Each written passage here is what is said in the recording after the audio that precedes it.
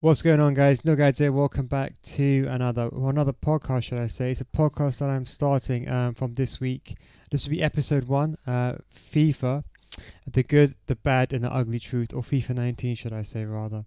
This will be a podcast that I'm planning to do either weekly or bi-weekly, and I'm planning to have guests on as we progress to the podcast. But the timestamps will be in the description below. If you want to skip to a certain part, feel free to do so.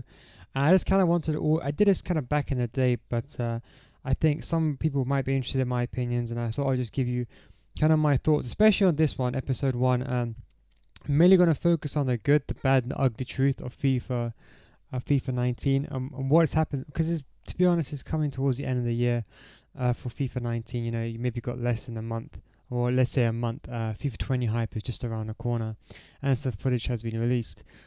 So yeah, we call it FIFA Explored. Every week we'll have a new topic or what's going on in FIFA for that week. But anyway, we'll get into that in the future episodes. It's going to give a quick introduction. For those of you that know me already, you can probably skip to this. Look in the description for the timestamps. But basically, who am I? I'm Neil. I'm a FIFA player. I played it for a very long time, and to be honest, my sole aim of this channel is just to help the average player get better. And I think there's a big misunderstanding. I'm not saying I'm a good player. I'm just saying I'm a decent player who likes to play good football. And I think the most important thing is the big misconception about winning. And that is people think that the game is either against you or you need to have the best team in the game to win, or there's always something out there. And I think there's a big misunderstanding. I think there's also a gap in the market because no one really does this. No one really teaches you how to get better at the game. It's only generic tips, no tutorials or guides like I'm doing. So, been playing FIFA since 1998. I was probably 3 years old at that time, but I would say I still was playing the game, but probably not very good. But I kind of knew what I was doing. FIFA 2000 onwards, I would say I've actually played it a lot, like literally almost every single day. I also played ISS Pro. I kind of started on ISS Pro, then went to ISS Pro Evolution 2, and then obviously that's what before PES it was called ISS. So I played both games, so I have knowledge on both fields, but mainly in the latter end, should I say, the last 5 to 10 years. It's probably mainly been FIFA ever since FIFA 09's. And the inception of Ultimate Team in general. But yeah, so as I said, the whole aim is I just want people to get better at the game, and it's not about abusing mechanics, because the truth is, if you search a video on YouTube about how to get better at the game, people are either going to give you some generic tips, tell you to get a better team, or they'll tell you to abuse the mechanics. I prefer to play the beautiful game. As probably some of you know, I don't even cross the ball. For me, crossing the ball is RNG, and in my books, I don't consider it a good goal. Hence, I don't like to score it. But anyway, that's just a quick introduction. And let's just get straight into this week's episode. And I think, as I said, it's probably the good, the bad, and the ugly truth for FIFA 19. As I said, it's coming to later years. And to be honest, I think everyone always complains about FIFA 19. But credit where credit's due, EA have done some good stuff with FIFA. Surprisingly, I think if we look at SBC and the content they produced this year, they've done an amazing job. The marquee matchups, the flashback SPCs have been formidable. Even if we look at some of the gold upgrade packs, the way you can grind through the game, I think they've had a lot of options available, especially once they got the Champions League rights. They're the one to watches. The Champions League rare cards, the team of the group stage, all those. I think from a content side, they're then good. And I think, to be honest, from the game June onwards, I think the content's been really good. They had footies, and then they've been releasing new cards every week. So honestly, in a time where we thought the game would die, I actually found myself actually still playing the game, still wanted to try out new cards or new SBCs. So I'm actually quite good, and especially the pricing, contrary to very contradictory, should I say, to many opinions. The Pogba SBC, for example, was very accurately priced in my books. For someone who's basically, I wouldn't say as Hullet level status, but some maybe you can say is just as good or near about, for that price, is formidable. You're talking about a third or fourth of Hullet's price. So that's kind of my opinion on that matter. And even, for example, even the introduction in Rivals and Champs of FIFA 18, we had seasons. No one really played seasons, to be completely honest. I mean, I did, but Division 1 was just too easy. It was just a system where there was a lot of players that maybe shouldn't be in Division 1 that were there. And I think in Foot Champs in today's day, you could find top 100 and Gold 2 players in Division 1 in FIFA 18. So I didn't think there was much competition there. I mean, maybe occasionally you'll find a difficult or hard game, but in terms of the game, the issue was that it was just too easy. I like Rivals. It's a bit more... To be honest, I genuinely like Rivals because maybe you can agree in the beginning of the game it kind of inflates the market a bit too much, but I like the whole system of Rivals where you can play against competitive players. And it's actually a really good challenge. Even Champs, we look at the reduction of the games from 40 to 30. I think it was a smart thing to do. But to be completely honest, I think 35 would have been a more accurate. I think they should have made it from Thursday evening to Tuesday morning, in my opinion. If they did 35 games, that would probably be the best bet, because I think 30 is a bit too few to separate the top 100, in my opinion. But moving further on, I also like the fact that pitch notes. I think if you put the game aside from one aspect, if you look at just the pitch notes and how they're trying to interact with the community, for those that don't know, pitch notes is their variation of patch notes, or what they intend to, or what they're alluding to change in the game, or what they are attempting to change, or what they have changed. I think it gives better interaction, helps us as a community understand the game a bit better. Albeit maybe you could say the pitch notes haven't been as useful as they've been quite ambiguous, but generally we kind of understand the general direction in which they're trying to go in. So I think that's a really good step from them. And finally, gameplay additions. Now this is going to be, you could say, a debatable argument, but like goalkeeper movement and time shooting. Although I don't necessarily agree with them too much, I do understand why they're in the game and why you can argue the skill gap is introduced with goalkeeper movement and time shooting. But I like the additions. Maybe, okay, it's sometimes maybe a bit too OP, but I genuinely, or maybe a bit underrated, should I say, in terms of time shooting. But I think it's not really necessary, but I think it's good that they make the game, they change it progressively and they're trying things out. I think that's what's very important from a casual player perspective anyway. Now, moving on to the bad, and to be completely honest, unfortunately, they've done some good things, especially with SBCs, but a lot of the content, from the content side, has been probably shadowed by, to be honest, a bad, and it's not just a lot of bad, it's just one or two bad that has basically completely ripped the game to pieces, in my opinion. I think it's still a fun game to play, but if you play any more than 5 games, you're going to run into trouble, especially at Division 1 or a higher level. I would say the most important thing is gameplay.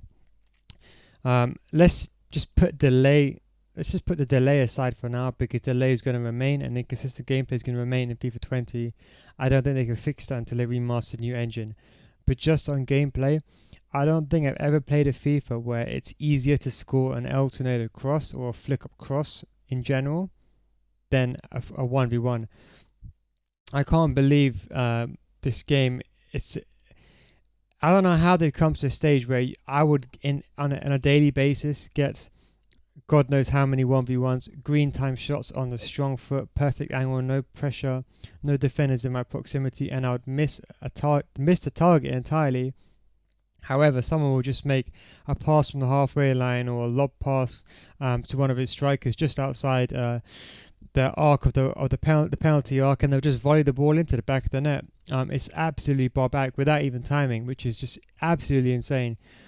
How they came to the position where they made crossing more effective than a 1v1 is completely by me. I think this is probably the biggest downfall. I mean, as I said, put AI being a bit too OP, pull that all aside, the gameplay has been shocking.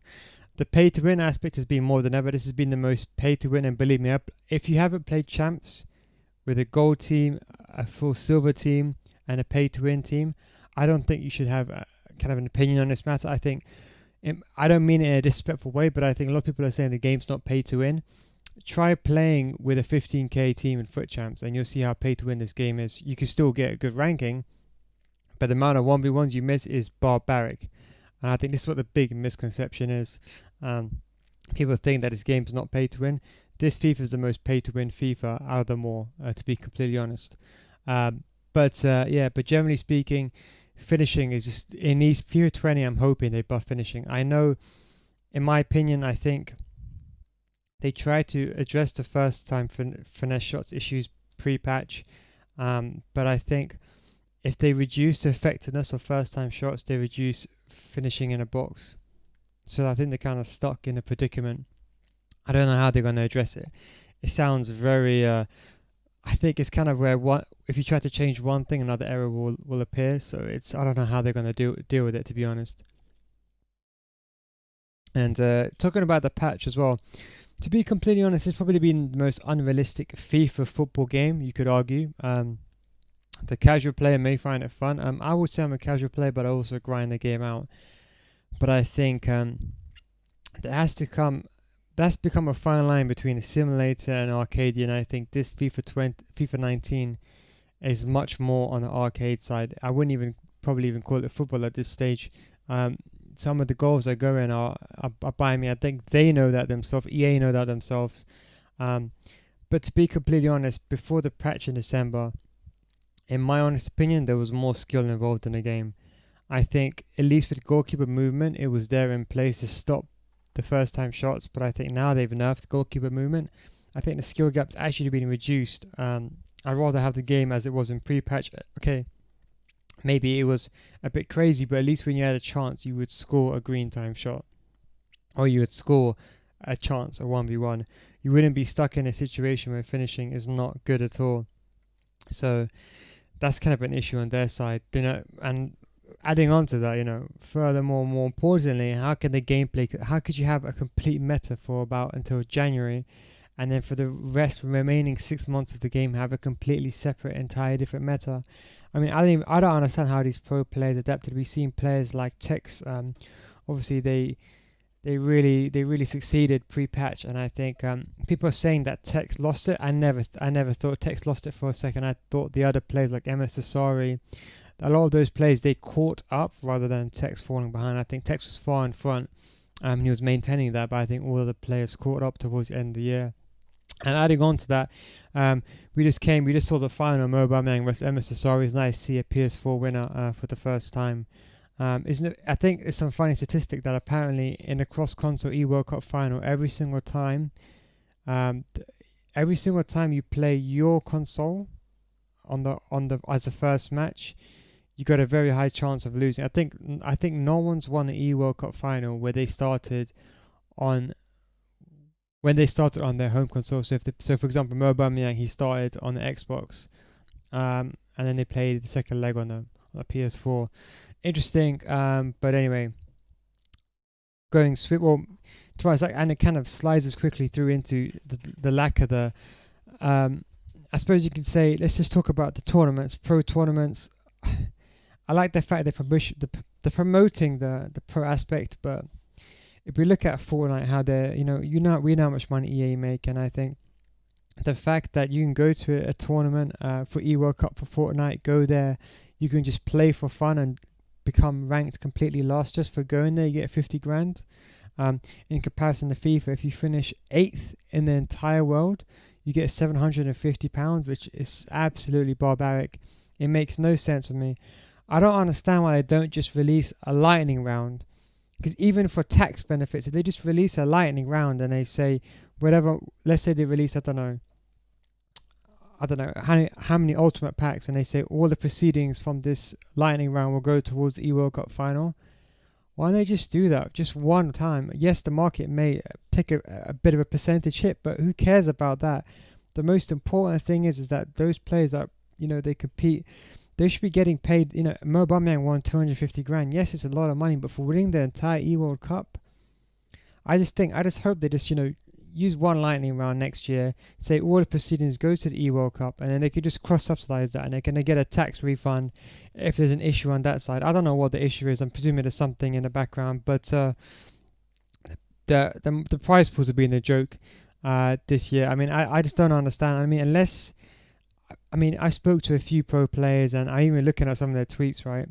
The fact that becoming a FIFA pro player, you lose money by becoming a FIFA pro player. There's people who spent 5,000-6,000, because FIFA's not like Fortnite or CSGO. CSGO, you pay for skins. They're just visual. Same with Fortnite, you pay for skins. It's a free game in the first place, right?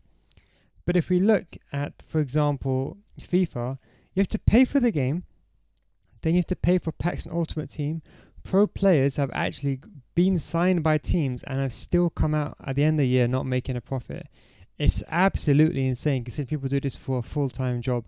I don't know how they do it unless you're getting paid by, you have a sponsor, like an actual sponsor paying you monthly. I don't even know how they actually do it. And moving swiftly forward from the pro tournaments, because I know this is mainly for the casual audience, the pack weight. This is something that I want to talk about.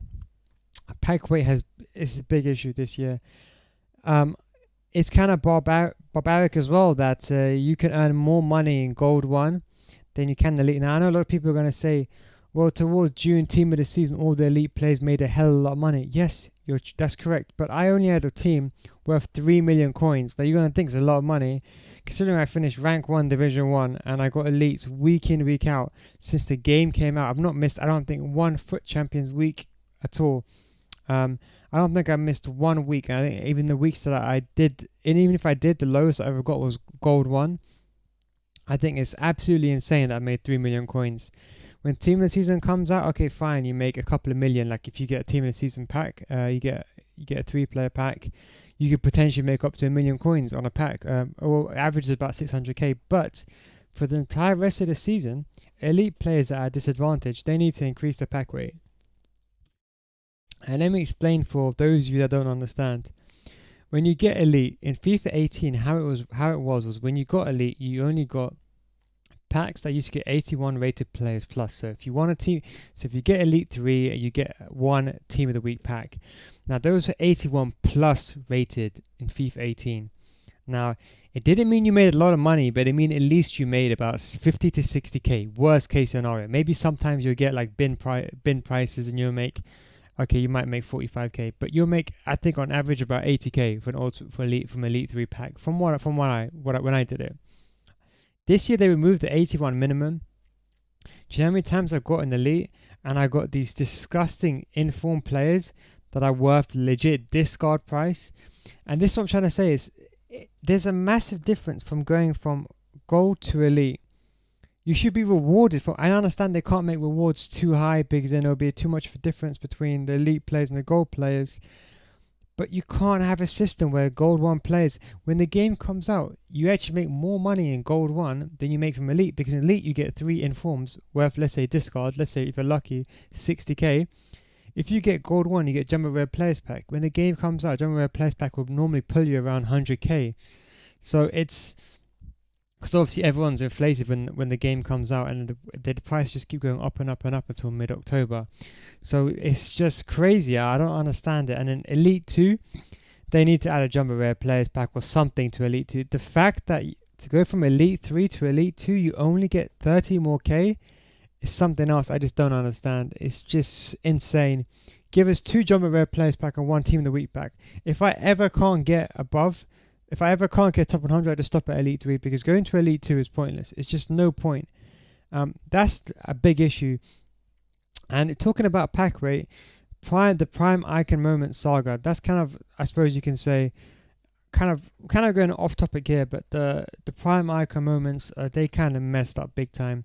They made icons. I mean, I understand they have to release the Prime icons towards the end of the year just because they don't want to mess the market up too much. But then when you release the icons, you make them so goddamn expensive, you can't even afford them. I mean, I grind the game out. I couldn't even afford the cheapest icon. I wanted to do Vieira. It was over 2 million. I couldn't even afford him because my team wasn't even worth 2 million when he came out. And I'm an elite player, so I don't understand that aspect. And even on that topic, the Prime Moments, they decided not to release the Prime Moment cards, for example, like Prime Moments R9, because no one can afford it. Well, if you release the R9 SBC and it cost... See, FIFA 18 was actually obtainable. If you grinded a game out, I had a couple of friends who were in Gold 1, Gold 2. They grinded the game out. Yes, they spent maybe £100, £200 on packs, but they still could get R9 by selling a lot of their team. I think the fact is now that the R9, when SPC came out, it was like 4 or 5 million or something. It's absolutely barbaric. Then the fact is they couldn't release the Prime Moments because which player has 9 million coins or 8 million coins? No one has it. No one has that kind of money. even these top 100 players who are on RTG, maybe if I can understand. Okay, maybe if you pay, maybe you do, but general RTG players, unless you trade, I'll be genuinely surprised if you made 5 million coins. Unless you've had some really good pack pools to make 5 million coins. If you're like a gold player, you have to be extremely like you have to pack like Ronaldo or something to make that amount of money, and you have to be very smart with your money. You can't use that on SBCs. But as I said, a lot of the bad has kind of put a dark shadow, should I say, on a good.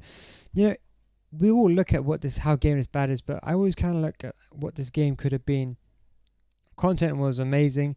FIFA 18 wasn't really the best of games, but if we look at FIFA 18 compared to 19, FIFA 18 just looks like god tier. I mean, it's not a god tier game, but I think if you compare it to 19, it does look like a god tier game, and that just really just sums up FIFA 19, to be honest.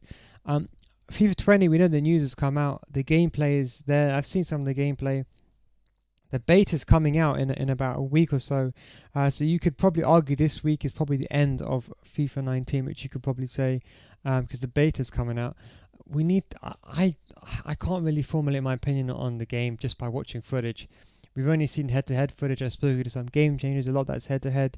You need to play the game in Ultimate Team, and you need to play the game yourself for me to formulate my own opinion. Right now, I'm just kind of going on hearsay. I'm listening to a few people in the industry that I kind of respect their opinions, who I know play at a good level. But from what I know and what I've heard is there's still a lot of issues. Inconsistent gameplay is still an issue, I think, but we knew that anyway. But I think finishing is still an issue in the game, which is kind of an issue for me. They need to fix finishing. And what's more barbaric for me is first-time shots are still in the game. Apparently you can still score from stupid angles. I was hoping they would have patched that, but it is what it is, as they say. That is FIFA 19 in a nutshell. To be honest, I won't lie, I think out of all the FIFAs in the last 7 years, because I've become more of a content creator towards, for this year anyway, I think, I think I played the most FIFA 19, I think, in a very long time. I've had fun, but when I've had fun, I meant I went into weekend leagues not worrying about results. As soon as I get Elite 3, I just stop playing. Whether I'm 23 and 1, unless I'm 23 and 0, which was maybe a couple of times, but most times when I was 23 and 1, anything above that, I'll just stop playing. And that meant just going into the weekend league, getting Elite, and just basically calling it a day, having fun, playing the non-mechanic, abusive way, just kind of playing with the average team. But FIFA 20 is just around the corner. I'm actually looking forward to it because the game can only go up from here. I think EA, they know that as well. I'm looking forward to the changes they made as well. To be honest, not very much from Volta. And just kind of swiftly just talking about Volta very quickly. I like FIFA Street, but I think that Volta won't be a game mode. Okay, from what I understand is you can't play with friends. Now, from a business standpoint, I'm presuming they want people to be on Ultimate Team. That's why they didn't incorporate Volta incorporate Volta with the mechanic, or with the system where you could play with friends, because they want people to be on Ultimate Team and not on Volta. But I like, for example, in your Ultimate Team, the friendly system. You can have the friendly swap when you play your friends, your 3 players and their 3 players swap, so you can try out some of your friends' players, although it's random. I think a lot of these, you have some of the other game modes, for example, King of the Hill. I'm not really too interested in that, I won't lie. But I think there will be some good additions. But anyway, that's just kind of my opinions on FIFA 19 in general. Just kind of, as I said, it's the good, the bad, and the final thing is the ugly truth. The ugly truth is, let's be completely real, I think EA wants to forget about this game just as much as we do. We've seen their share price tank down. We've seen a lot of things tank down. I think this is a big wake-up call for them. What we do know, and what I've kind of amassed, is that Pro Evolution is their industry as competition. But I think the way I look at FIFA is, I think of FIFA like a big bank in the 2008 global crisis. It's too big to fail. If there was any year that PES could have overtaken FIFA, do you remember back in the day, like I think after FIFA, PES 9, FIFA 09, FIFA probably took the reins and took over. But if there was ever a chance from like remember the FIFA 05, PES 5, PES 6, FIFA 06 days, a lot of players played on both games and they're both very popular. But I think, to be honest, this year we kind of found out that it's basically a bottom line monopoly. I think even For example, a player like me, I'm a casual player, but I play the game a lot. A lot of my friends, they play FIFA because I'd always buy both games. I mean, I've not really bought PES in the last 4 years, admittedly, but I think FIFA, they'll always be at the forefront, and they're just too big to fail. And I think they know that themselves, but I think they also know that they're losing. I think people need to understand that EA, they're trying their best to fix things. People just assume EA just are just sitting there and are absolutely clueless. I can assure you that's not the case. I'm very sure they're probably fixing everything they can in the background. It's probably just not working out. I mean, the best way I'll put it for you casual people that maybe don't understand it too much, or for very casual players, should I say, is, for example, the formation glitch. Do you remember when there was a position glitch in the game where if you start the game and you change to change a different custom tactic, do you remember how you used to have a striker playing in left back or stuff like that? EA, they knew about this. They tried to change it. Do you know why it took them 6 months to fix it? It's not because they got lazy or they couldn't get around to doing it. It's because they probably tried to fix it. They fixed the formation glitch, and then a million other issues arose. So that's why it took them 6 months or 5 to 6 months to just fix the formation issue. You see what I'm saying? I think the game itself is broken, more of the game code. I think a lot of the delay is all attributed to the information being relayed from the game to the servers rather than the servers being the issue. I don't think servers will be an issue. Trust me, there's other games out there that are that have way more. And even if you look at some of the EA's games themselves, they got multiple games there, and I think servers will not be the issue. But anyway, that's kind of FIFA 19 in a nutshell. As I said, we're going to look up from here. Fingers crossed, FIFA 20 is around the corner. And for those of you who don't know, I'm going to give content creation a go full time. We'll see how it goes for. I'll probably give FIFA 20 a go full time. We'll see how it is. I'll release that information very soon on the Patreon and how you guys can follow and support me there, and the FIFA school, how to sign up for it, etc., etc.